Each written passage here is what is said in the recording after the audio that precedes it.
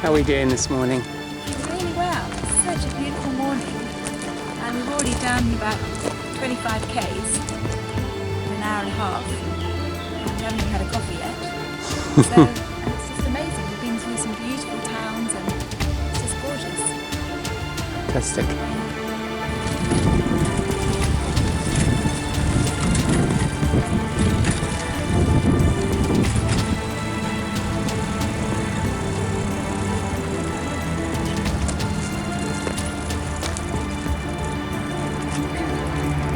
Hi, so we're in Paris for just one day. We've got our flight tonight, so we're making use of the day. We've got the velos out and we're doing a little bit of a self-guided tour. So here we are along the Seine and we're going to go and see the Notre Dame. On we go then. Yeah.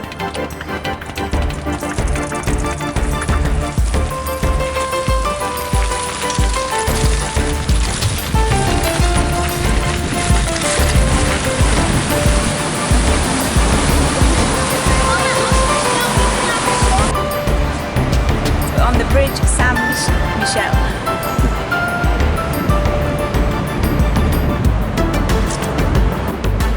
So here we have the Pont Saint-Michel, and there's N's that you see on there. That stands for Napoleon.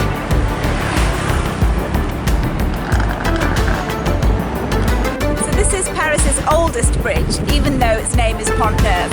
It was started building in 1577 by Henry III at the time he made the decision to build it.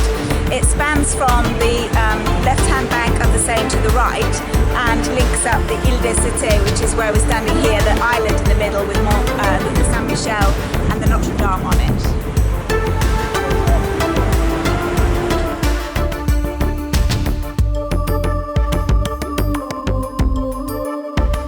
When the bridge was completed, Henry rode across it on his horse. He was a very active man and apparently had many mistresses. On we go.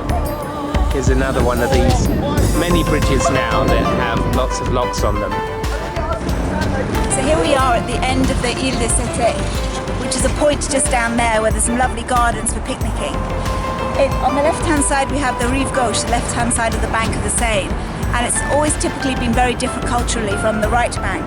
The left bank is where all of the thinkers and writers and artists came from. So this was the home of Sartre, Hemingway and Picasso.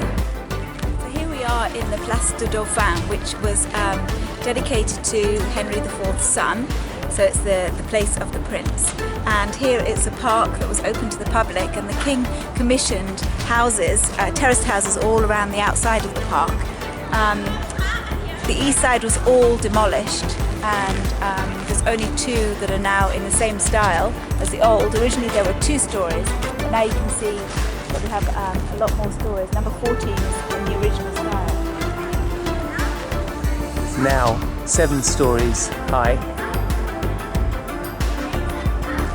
But this used to be the Royal Gardens before the Revolution. So this is the Palais de Justice, which is the High Court of Paris, where all the major decisions are made, legal decisions. This building was formerly the palace of King Louis XI, and then it was added to during Louis XVI. So behind us we have this is the north side of the Palais de Justice, is the Conciergerie, and it's a previous prison now open to the public. It comprises different sections that were built throughout the ages. On the left hand side we have the Tour de l'Horloge, which is the clock tower. And then the next 2 sections we have 2 towers which were built during the 1300s by Philip the Fair. They're the Silver Tower and the Caesar Tower, so the Tour César and the Tour Argent. And then in the last one is the Bonbec Tower. Now the Bonbec Tower gets its name from, obviously that means good mouth in English, which is referring to the fact that torture was performed here to make people say what they wanted them to say, and hence good mouth is what they want you to say.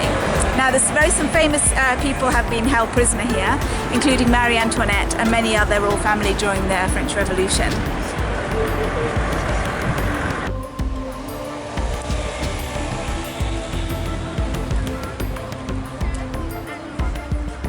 on this other side of the Palais de Justice, we have the lovely gilded gates, and next to it we have the Sainte-Chapelle, which was constructed during the rule of Louis IX, but Louis XI was the only king to be canonized in this chapel.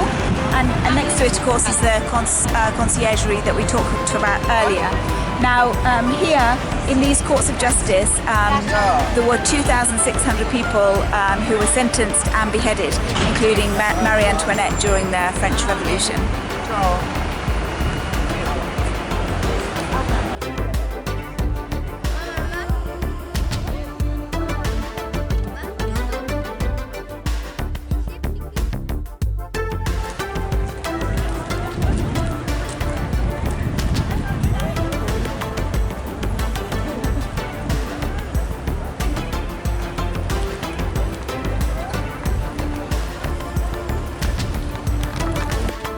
Outside the Notre Dame, and it's constructed.